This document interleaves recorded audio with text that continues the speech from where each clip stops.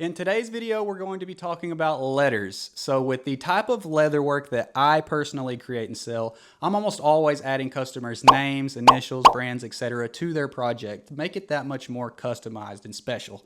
And so there isn't necessarily anything hard or challenging about that part of a project.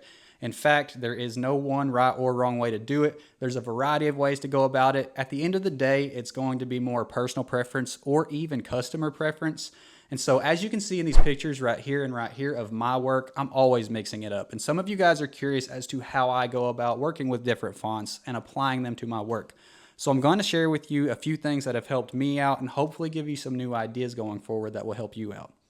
So first and foremost, I want to cover how I normally go about applying different fonts and styles into my leather work, because as you can see here at these two belts that I have finished up, these are two completely different styles of fonts, and they are located at different sections of these belts. And also take a look at these belts.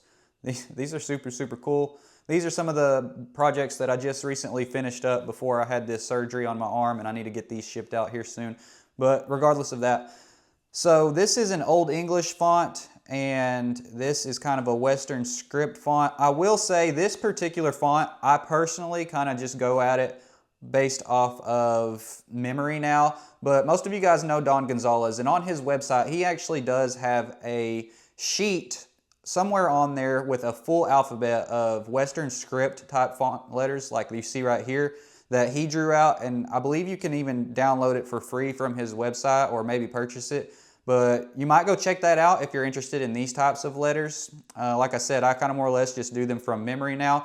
But so most of you guys know that if you've watched any of my videos, I prefer to draw all of these designs, but especially my letters, directly onto my leather. And I like to use these 8B soft graphite pencils because you can draw on the leather really easy.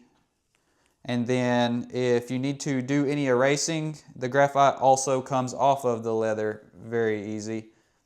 I apologize for only being able to use my left non-dominant hand right now. But because I know a lot of you guys struggle or you don't like to freehand stuff, that may be why some people opt to use letter stamps. I'm personally not a fan of letter stamps, and that's just my personal preference. I don't have anything against them. I have just not ever liked the perfect way they look, I guess, if you will. When I'm doing my freehand stuff like this, I am actually using my swivel knife. Let me get a swivel knife really quick for you.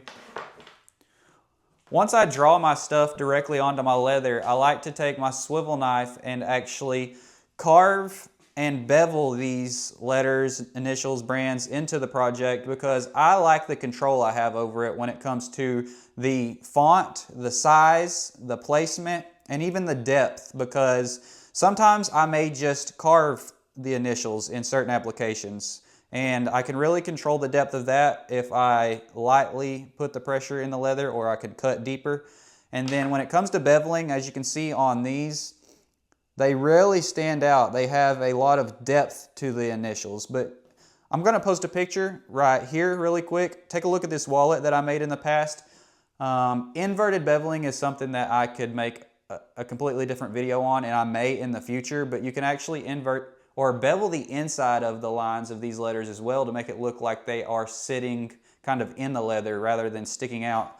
As you can see on these belts right here, I beveled the outside of the lines, which really makes them stand out a lot more. And that's another reason why I like these, is I can really control the depth. And kind of going back to when it comes to freehanding all of this stuff, that is how I get all of these different fonts. And when it comes for inspiration, kind of like I said on this, I just use my imagination now sometimes. And on this Old English font, you can just Google images or get your inspiration anywhere, honestly. There's all kinds of different fonts that you can find full alphabets on and just kind of base your drawings off of that, or get different types of stencils. And that is something that I want to talk to you guys about right now. Is I have no problem using stencils, and I'm going to show you guys some stencils that have been extremely beneficial to me.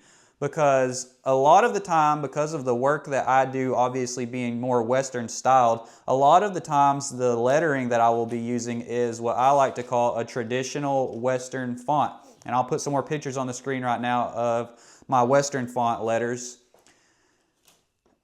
And for the longest time, I freehanded those, and I do still freehand them oftentimes, but on belts or anything where I'm going to be using letters that are either 1 inch or 3/4 of an inch, I actually have these stencils. If my camera will focus, you can see in the bottom corner right here, from Alden Leather Supply. Now, Alden Leather Supply offers not only these stencils, but a variety of them, and also a lot of patterns. So you guys go, I'll link that in the description. You can go check that out. But these stencils have been crazy, crazy helpful for me when it comes to working on anything where I need 1 inch letters or 3/4 inch letters. I love these stencils because, once again, I just place them on my leather and then trace them and draw them out, just like you see here. And they make it a heck of a lot easier, keeping everything the same size, lined up evenly.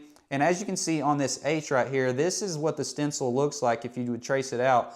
But they make it, using that stencil can give you a good base foundation to even work off of and create a different font or adjust the letters to make them different. And then they make it a lot easier to, even if you're connecting letters, I'll post a picture right here. And so I have really, really grown fond of these templates, and I highly recommend them if you are interested in kind of getting these same style letters like I do. But drawing and then carving and beveling is how most of the time I'm getting all of these different fonts and styles. So I hope that helps out. And you can get different types of stencils for all kinds of different fonts. Here's a few other ones that I have. You can pick these up at different craft stores or even Walmart. And again, even if you don't necessarily have to just use this font. They can help give you a good size, a good layout to work off of. And then, just like I did with this H right here, you can go and adjust them however you'd like if you're comfortable doing so. There's nothing wrong with letter stamps, once again, whatsoever. I'll talk about that more here in a second. But my preferred way is just drawing them, carving them, and beveling them, just like I do everything else. And another way, just kind of like I mentioned how Don Gonzalez has that alphabet sheet on his website, there's nothing wrong with you going through on a piece of paper and creating your own alphabet. And then from there, you could use some transfer paper to then copy and lay out on your projects. And so that's my preferred way, and that is how I do have all of these different styles that I implement with my work.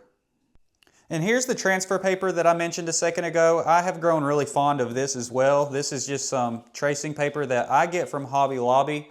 I'm sure there's all kinds of different transfer and tracing type papers out there, but I get these little sheets right here and I use them quite often. So here's a really quick example of what I mentioned a second ago. I'm constantly drawing out things on just regular printer paper, and then I like to take this transfer paper if I draw something at a particular size or style that I want to then replicate going forward on projects. I save it on this transfer paper to make it a little bit more efficient on me when it goes to wanting to implement those elements. And so here's a good example of a brand. A while back, earlier this year, I made a batch of belts. It was 6 or 7 belts, and they all were going to have this particular brand on the tip. And instead of just completely freehanding those brands on each tip, I wanted them to be as similar in shape and style and size as I could. So what I did was I drew it out on a normal piece of printer paper and then used this transfer paper to copy that, where I had an exact replica that I could then go transfer on each piece of leather and have it as similar. They would all be fairly similar and as close to each other as possible. So that's what I was talking about a second ago. I really like doing that, so I hope that helps out too. And another great way to get inspiration is just by going through old leatherworking books, or any type of books really, but I really like these old Al Stolman work leather books. This book is by Peter Main, but a lot of the old Al Stolman work is just, it's crazy how creative he was. If you guys have ever, if you get a chance to go to the Stolman Museum or even the King's Museum, then I highly recommend it. Seeing some of Al Stolman's work is just mind-blowing. It's crazy. But taking just simple books like this and flipping through them, I love this book. It is extremely cheap. I grabbed it. I got this from Tandy quite a while back, and I use it all the time for reference. But you can see different things that Al would do when it comes to getting creative with letters. You can see the letters on the middle of that briefcase panel. And then there's another one in here somewhere that I want to find that is really, really cool. Here's some more.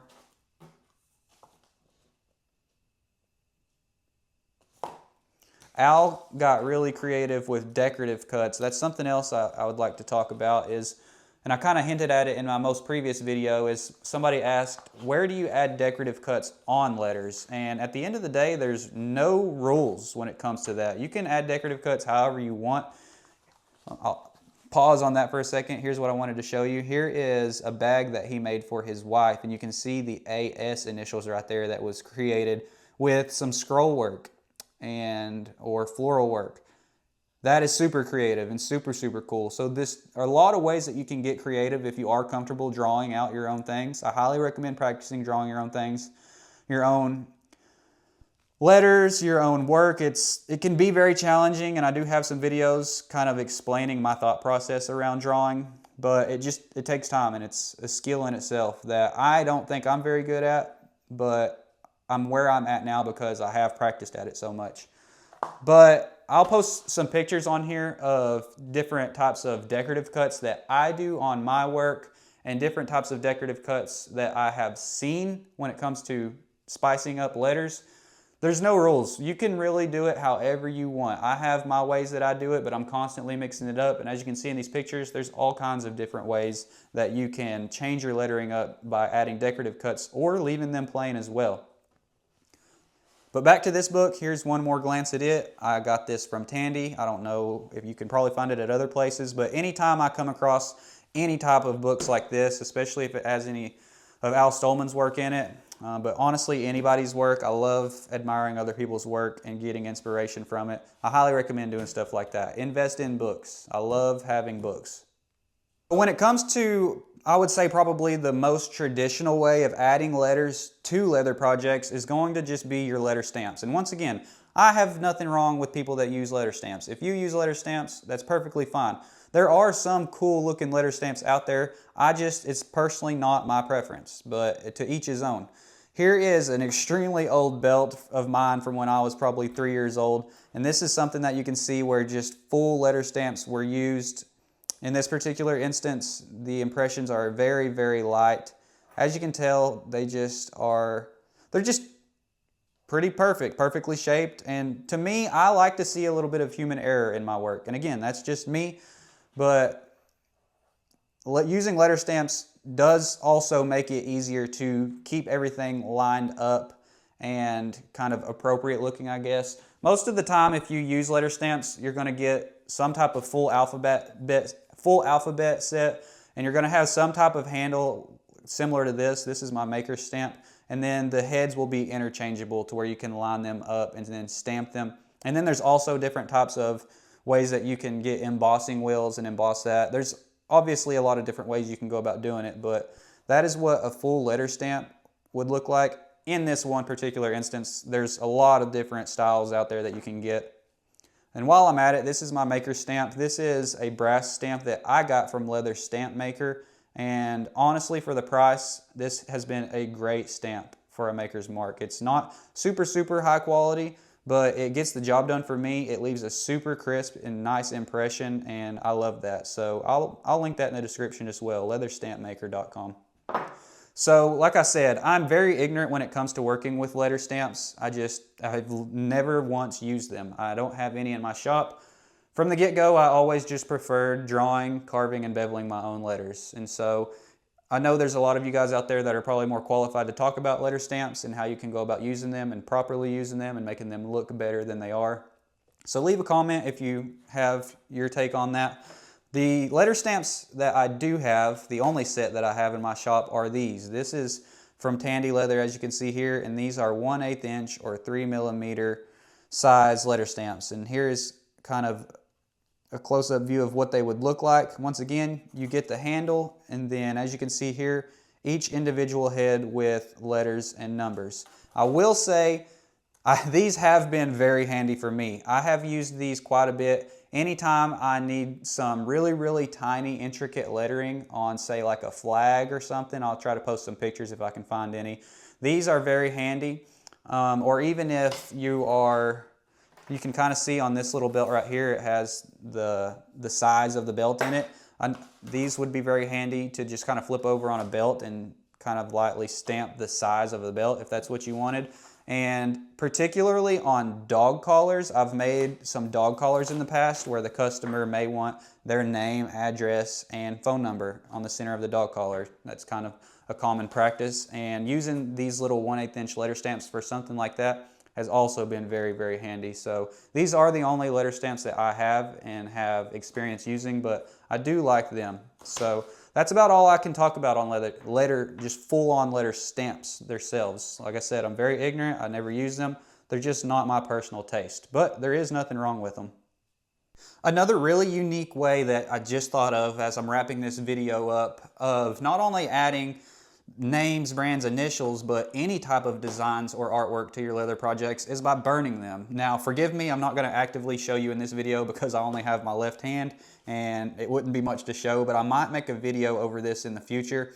Now, this is a handheld wood burner. It's just a cheap one from Hobby Lobby, but also if you have a laser, I know some of you guys out there have lasers that you can program to burn different types of designs into leather, so that is an option. But when it comes to doing it by hand, if you just have a cheap wood burner like this or some type of pyrography pen, then you can actually burn into the projects as well. And I don't know if you know who Kerry Schwartz is, but go check out his social media. He is an amazing craftsman who does some outstanding work when it comes to burning different types of artwork in his leather projects. He's burned different types of scenery on saddles and stuff like that. So it's just really, really cool and unique. So that is another way. And even just a cheap one like this that I got from Hobby Lobby comes with these different types of tips that you can use to do different things with. And I have only used this one time on a piece of leather. I'll try to find the picture, but I actually burned a Lonesome Dove quote on the inside of a belt one time, which was really cool. And so again, I might make a video on that in the future when I am able to use both my hands again, but I wanted to share that with you before I wrap this video up. That is another cool way to get creative with your leather projects, is just by simply burning things into them. And obviously the things that I've discussed throughout this video are not the only ways to go about these different types of processes. These are just things that I have wanted to talk about because I have experience or a little bit of knowledge on, but I don't know everything. And so if you guys think that you have additional information that could be beneficial, then please leave a comment. I'd greatly appreciate it. That's going to wrap this one up, you guys. I really appreciate you taking the time to watch. I know it wasn't the most entertaining video, but I'm just doing what I can and trying to still share some information that can hopefully be beneficial to you guys. So I'm going to post a quick, just random collage of pictures from more of my work that I've completed over the years of different fonts and different styles and different ways that I have created letters. Especially if you're in the custom world, I think it's great to be able to mix up your lettering and your styles and to keep it unique. So I hope some of this is inspirational or giving you some good ideas. And I hope the video will continue to help you. If it did, then please leave a like. And if you do want to keep seeing more of my content, consider subscribing to the channel. That helps it out a lot. That helps the channel continue to grow and spread to a more variety of people. And so let me know what you guys think in the comments, and let me know what type of videos you want to see, because I do plan on dropping a lot more videos now that I'm going to have a little bit more actual downtime from working with my hands. I'm going to try to create more content for you guys. So thank you again, but till next time, we'll see you.